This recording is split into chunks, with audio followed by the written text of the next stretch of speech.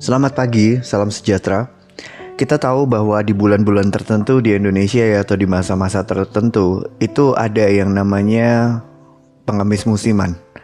Dan kalau kita melihat di jalan-jalan di ibu kota Jakarta, itu seringkali di bulan tertentu juga banyak orang yang tiba-tiba memberikan amal dan juga memberikan sedekah dengan baik ya, dengan luar biasa ya.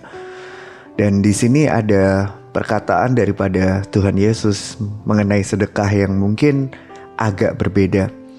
Rekan-rekan kita ataupun teman-teman kita dari orang-orang Muslim yang merayakan bulan Ramadan pada hari ini, mereka menganggap satu bulan adalah bulan yang suci dan mereka juga berlomba-lomba untuk beramal, untuk membuat perbuatan baik dikarenakan pahala yang baik ya, upah yang baik gitu.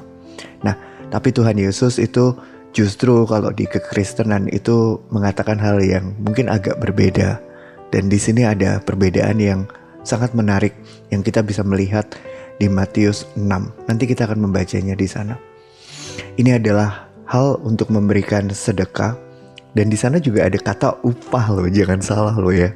Jadi di dalam Matius 6 ini juga ada perkataan upah gitu.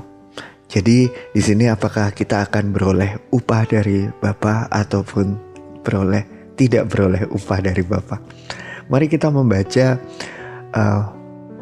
ayat bacaan Alkitab kita hanya dari 3 ayat saja, tidak terlalu banyak, 4 ayat ya, tidak terlalu banyak, yaitu dari Matius 6 ayat 1 sampai 4. Sekali lagi Matius 6 ayat 1 sampai 4. Ingatlah kamu, jangan kamu memberikan kewajiban agamamu di hadapan orang supaya dilihat mereka, karena jika demikian kamu tidak beroleh upah dari Bapamu yang di surga. Jadi apabila engkau memberi sedekah, janganlah engkau mencanangkan hal seperti yang dilakukan orang-orang munafik di rumah-rumah ibadah dan di lorong-lorong, supaya mereka dipuji orang. Aku berkata kepadamu, sesungguhnya mereka sudah mendapat upahnya. Tetapi jika engkau memberi sedekah, janganlah diketahui tangan kirimu apa yang diperbuat oleh tangan kananmu.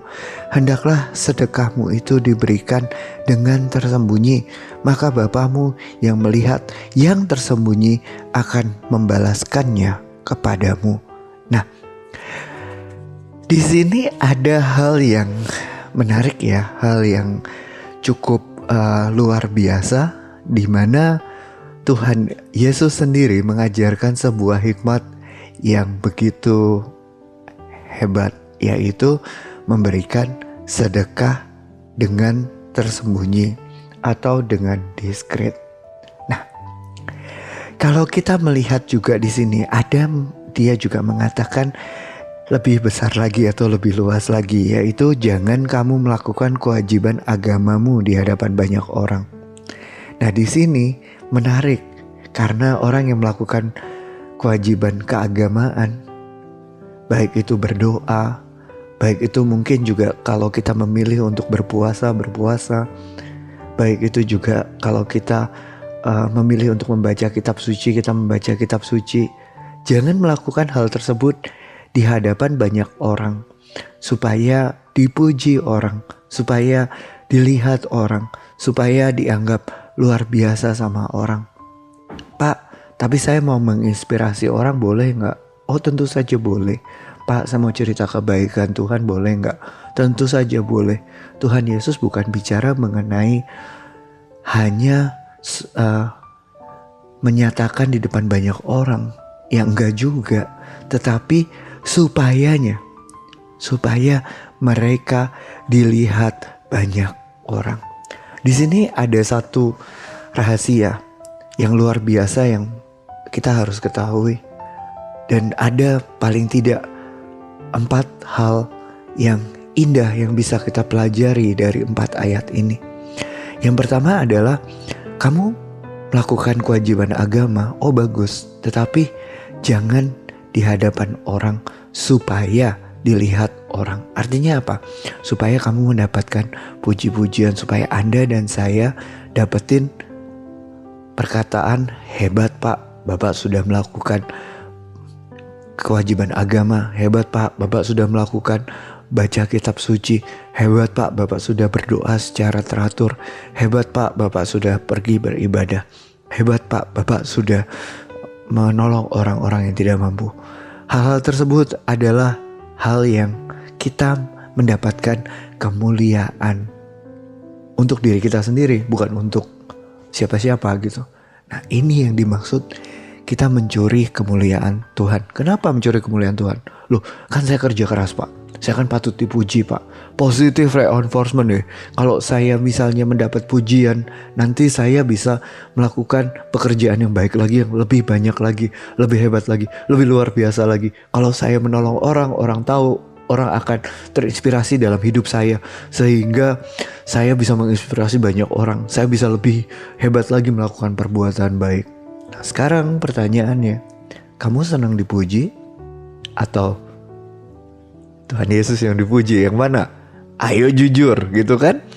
Kalau memang engkau melakukan ini supaya nama Tuhan Yesus yang dipuji, nama Allah yang dipuji, well, gak ada masalah. Kalau engkau melakukan ini untuk memberikan contoh buat orang bagaimana seorang murid Yesus hidup, gak ada masalah. Tetapi motivasi seseorang itu seringkali tipis-tipis. Seringkali dia hanya memikirkan kepentingan dirinya sendiri, atau menggunakan, lebih jeleknya lagi, menggunakan nama Tuhan untuk kepentingan dirinya sendiri. Jadi hati-hati waktu kita memberi sedekah. Tanyakan sama diri kita, tujuannya apa? Pak, berarti kalau gitu saya memberikan sedekah kepada orang-orang tersembunyi aja, supaya saya gak ketahuan, tapi nanti orangnya kan juga tahu. Nah, itu juga gak oke. Karena kenapa? Karena kita mengharapkan balas budi dari orang tersebut. Jadi saya katakan kepada Bapak dan Ibu ya, kalau memang Anda mau berbuat baik, Anda harus betul-betul ikhlas. Kalau Anda mau membantu orang, misalnya ada orang pinjam, lebih baik Anda berikan sebagian yang Anda kuat. Saya misalnya kadang-kadang ada orang pinjam sama saya, Pak pinjam 500.000 untuk apa? Untuk bayar uang sekolah anak, misalnya seperti itu ya. Saya bilang sama dia, misalnya kalau ada, saya bilang sama dia, oke, saya bantu 250.000 ya, Bapak cari 250.000-nya. Bapak nggak usah pinjam sama saya, Bapak saya bantu, nanti tinggal cari sisanya 250.000. Nah, lalu dia bilang, terima kasih Pak, terima kasih. Kalau mau terima kasih sama Tuhan, saya cuma alatnya dia. Misalnya seperti itu. Jadi kita tidak mencuri kemuliaan Tuhan ya. Dan seringkali kita gak sadar kita mencuri kemuliaan Tuhan. Kalaupun memang kita bilang ya mau menerima tanda terima kasihnya dia, kita bilang ya sama-sama Pak, saya senang membantu Bapak. Misalnya saya bisa membantu juga karena anugerah Bapak, karena anugerah dari Tuhan yang diberikan untuk Bapak melalui saya. Jadi tolong doakan saya, misalnya seperti itu. Nah, itu juga nggak apa-apa ya. Nah, yang kedua, di sini juga dikatakan mencanangkan. Mencanangkan itu apa? Yang pertama tadi kan motivasinya udah nggak bener ya. Yang kedua adalah mencanangkan. Mencanangkan itu artinya merencanakan, Bapak dan Ibu. Secara sengaja merencanakan, oh aku nanti ngasih sumbangan yang besar supaya nanti aku mendapatkan ini dan itu. Rencananya adalah seperti itu. Ini disebut sebagai the strategic giving, atau memberikan secara strategis. Nah, maksudnya apa? Apakah berarti kita tidak boleh melakukan strategic giving? Oh ya boleh. Saya dulu memiliki karyawan ya. Karyawan saya sudah lama sekali bekerja sama saya. Dan dia sudah membangun bisnis yang kami punya. Kami jualan kebab di pinggir jalan. Dan kami memiliki beberapa counter. Dan setelah karyawan saya bekerja selama 7 tahun. Dan counter kebab kami berjalan selama 7 tahun. Saya bilang sama mereka, ini sudah 7 tahun, ini adalah tahun ke-8 saya memberikan kepada kalian hal tersebut. Supaya kalian bisa melanjutkan bisnis ini, tetapi penghasilannya adalah betul-betul untuk kalian. Maka hal tersebut adalah hal yang mencanangkan atau merencanakan. Tetapi di sini dikatakan seperti yang dilakukan orang munafik. Maksudnya apa? Maksudnya ada kemunafikan di dalam diri yang memberi.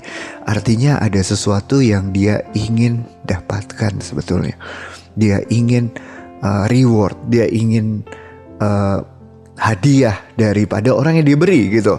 Seringkali kan kita memberikan, terus kita membeli sebetulnya. Apakah loyalitasnya dia gitu? Apakah istilahnya membeli hal yang lain gitu ya, pengaruh misalnya. Well, mungkin masih ada benarnya. Tetapi di sini dikatakan seperti yang dilakukan orang munafik. Jadi kata orang munafik ini antara perbuatan dengan hatinya itu tidak sama. Antara perkataan dengan perbuatannya tidak sama. Jadi ada integritas yang retak di sini, yang hancur di sini, yang rusak di sini. Nah itu yang nggak boleh. Jadi Tuhan Yesus itu mengingatkan, yang pertama, jangan kita melakukannya karena kita mau dipuji. Halo, kalau kamu memberi, kamu mau dipuji, kamu ada ingin dibalas, itu gak tulus. Yang kedua adalah jangan juga melakukannya kalau kamu munafik. Artinya apa? Artinya hati kamu yang paling dalam itu tidak rela atau tidak betul-betul ikhlas ya untuk melakukan perbuatan baik tersebut.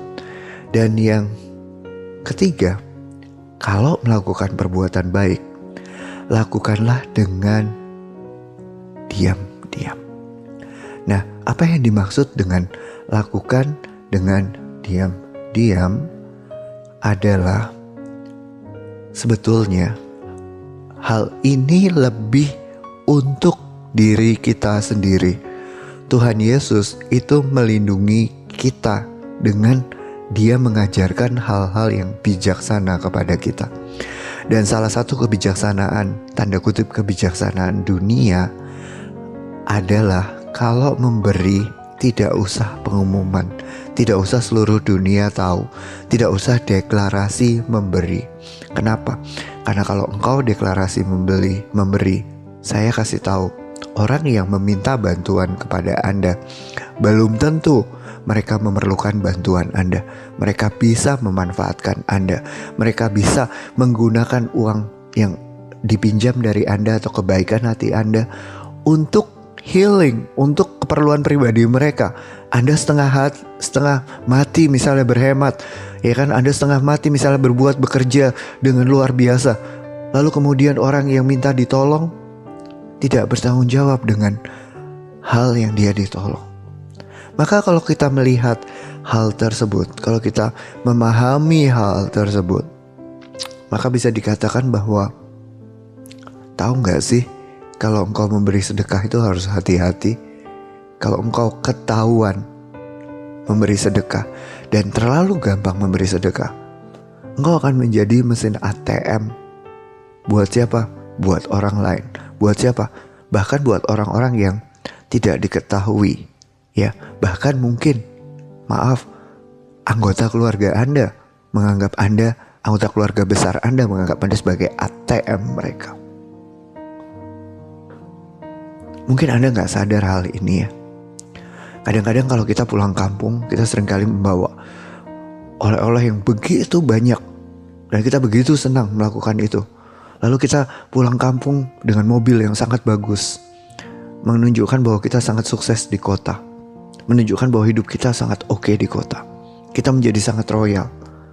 Namun kemudian kita berpikir, waduh, akhir pulang kampung uang tabungan kita habis. Ya, sesekali mungkin gak apa-apa. Tetapi kalau itu menjadi satu kebiasaan atau satu pattern, bisa jadi kita nanti dimanfaatkan. Bisa jadi kita menjadi mesin ATM buat orang lain. Maka Tuhan Yesus mengatakan, kalau mau bantu orang, diskret aja, diam-diam aja, bantu secara tersembunyi. Bahkan kalau perlu, gunakan orang ketiga. Pada kasus-kasus tertentu, saya membantu orang itu menggunakan orang ketiga. Saya minta tolong teman saya yang saya bisa percaya untuk mentransfer sejumlah uang ke orang yang perlu dibantu, tetapi dia namanya gak kenal. Jadi dia tidak mengenal nama orang tersebut, dan juga ketika dihubungi juga nggak tahu siapa orang itu. Saya menggunakan pihak seperti itu dikarenakan itu lebih aman buat saya. Saya juga nggak pengen ketahuan. Kadang-kadang ada masanya kita harus melakukan seperti itu. Bukan untuk mencari nama atau menghindari sesuatu, tetapi justru untuk melindungi identitas kita. Karena kenapa? Karena jangan sampai kebaikan hati kita disalahgunakan, lalu kemudian disalahartikan dan dimanfaatkan oleh orang-orang yang tidak bertanggung jawab di dalam kehidupan mereka. Kadang-kadang ada orang-orang tertentu, saya yakin di dalam hidup Bapak dan Ibu mungkin, dan di dalam keluarga Bapak dan Ibu nggak ada ya, tapi ada orang-orang tertentu yang mengalami kesulitan dan menjadi kebiasaan untuk menggunakan kesulitannya untuk, kalau orang bahasa Jawa bilang itu sambat kepada orang. Lalu kemudian setelah dia sambat kepada orang, dia meminta bantuan ke sana, ke sini, kemana gitu ya. Lalu kemudian ini menjadi sebuah kebiasaan. Nah, ketika ini menjadi sebuah kebiasaan, maka ini menjadi sebuah tanda kutip ya, hal yang kita harus berhati-hati. Kalau kita nggak berhati-hati, kita akan dimanfaatkan sama orang lain, dan hal tersebut tentu nggak enak ya. Maka ada hikmat dari Tuhan Yesus yang mengatakan, jikalau tangan kirimu memberikan sedekah, janganlah tangan kananmu tahu apa yang diperbuat oleh tangan kirimu. Kebalik, ayat Alkitab nggak bilang begitu ya. Janganlah diketahui tangan kirimu apa yang diperbuat tangan kananmu. Jadi kalau tangan kanan itu berbuat baik, tangan kiri nggak usah tahu ya. Dan yang keempat itu adalah fokus. Kita bicara mengenai fokus ya. Jadi kalau kita memberikan sedekah atau kita melakukan perbuatan baik, fokus kita kepada siapa? Di sini dikatakan, hendaklah sedekahmu diberikan dengan tersembunyi, maka Bapamu yang melihat yang tersembunyi akan membalaskannya kepadamu. Maksudnya apa? Kalau kita melakukannya secara tersembunyi, maka fokus kita itu adalah kepada Tuhan Yesus, bukan kepada diri kita sendiri gitu ya, bukan kepada ego kita. Jadi kita bisa berfokus kepada Tuhan, kita bisa melihat Tuhan yang adalah sumber kebaikan. Kalau Tuhan sudah memberikan kebaikan sama kita dan memberikan kelimpahan, kenapa kita tidak memberikan kebaikan kepada orang lain dan kelimpahan kepada orang lain gitu ya. Nah, itu adalah jalur sungai yang Tuhan boleh berikan di dalam kehidupan kita, sehingga kita menjadi saluran berkatnya Tuhan. Kita boleh memberikan kebaikan tetapi berfokus hanya kepada Tuhan.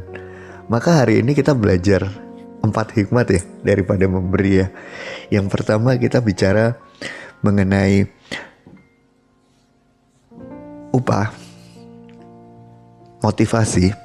Kalau kita melakukan motivasi, jangan kita melakukan motivasi untuk ego kita, untuk supaya kita dilihat orang. Itu hal yang pertama. Yang kedua, kalau melakukan perbuatan baik, jangan merencanakan dengan munafik. Munafik itu artinya apa? Hati kita yang paling dalam itu tidak sesuai dengan perbuatan kita. Ada sesuatu yang berbeda gitu ya. Kita memberi sebetulnya, tapi di dalam hati kita yang paling dalam bisa jadi kita gak ikhlas, atau bisa jadi juga kita mengharapkan balasan, atau bisa jadi sebetulnya kita memiliki rencana yang lain gitu ya. Nah, saya seringkali masuk ke dalam transaksi bisnis ya, dan seringkali ada promo ya. Lalu kemudian kita membeli barang, kita terikat dengan dia. Lalu kemudian ketika kita sudah bergantung pada dia, lalu kemudian dia ngerjain kita habis-habisan. Nah, itu adalah contoh kemunafikan gitu ya. Jadi kita juga harus berhati-hati supaya kita gak jatuh ke dalam jebakan seperti itu. Kita gak menjadi munafik, atau kita juga gak menerima kebaikan dari orang yang munafik gitu ya. Kalau memang kita gak perlu-perlu banget gitu istilahnya. Dan yang ketiga itu adalah kita melakukannya di dalam kerahasiaan. Karena kenapa? Kalau kita melakukan kebaikan di dalam kerahasiaan, Itu untuk melindungi diri kita sendiri, untuk melindungi identitas kita, supaya kita jangan dimanfaatkan oleh orang, supaya kebaikan hati kita jangan disalahgunakan dan kita justru menjadi korban, menjadi ATM buat orang-orang. Dan yang keempat, itu kita juga dihimbau untuk melakukan sedekah dengan tersembunyi. Fokusnya harusnya kepada Tuhan, bukan kepada orang lain, bukan kepada diri kita, atau juga bukan kepada kita mau orang lain melakukan sesuatu bagi kita. Nah, di dalam ayat-ayat yang sederhana ini tergambarlah sebuah gambaran ataupun sebuah overarching idea. Overarching idea itu adalah kesimpulan. Apa kesimpulannya kita bisa ambil dari 4 hal ini? Saya bertanya, ketika Anda dan saya melakukan perbuatan baik, siapakah pusat perbuatan baik tersebut? Apakah diri kita sebagai pusat?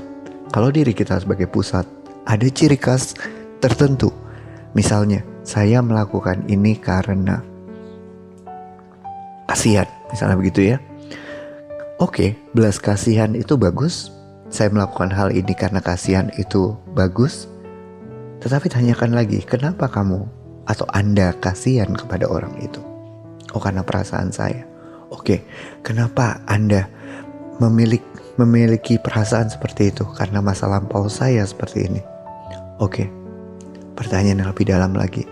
Apakah Anda bertemu dengan pribadi Kristus ketika Anda melakukan perbuatan baik itu?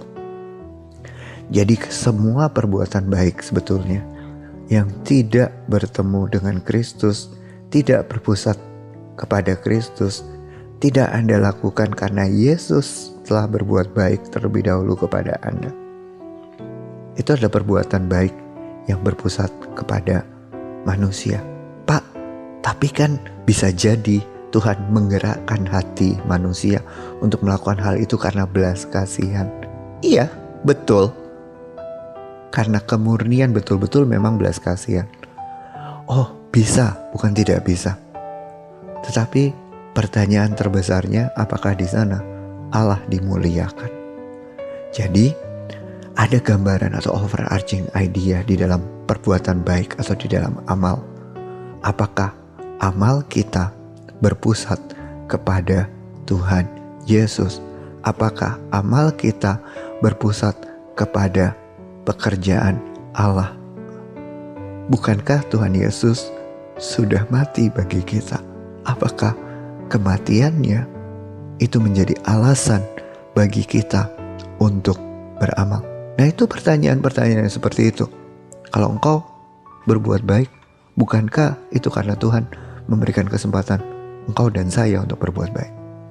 Kalau kamu bisa melakukan perbuatan yang memuliakan Tuhan, bukankah itu sebuah anugerah?